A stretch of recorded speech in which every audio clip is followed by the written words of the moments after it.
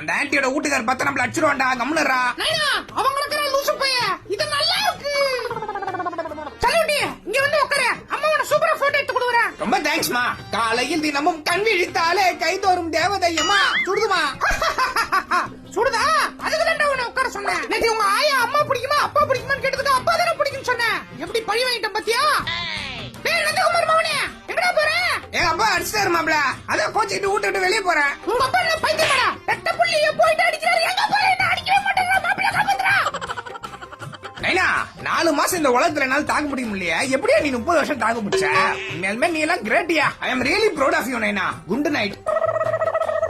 உங்களுக்கு இந்த வீடியோ பிடிச்சதுன்னா மறக்காம உங்க ஃப்ரெண்ட்ஸ்க்கு ஷேர்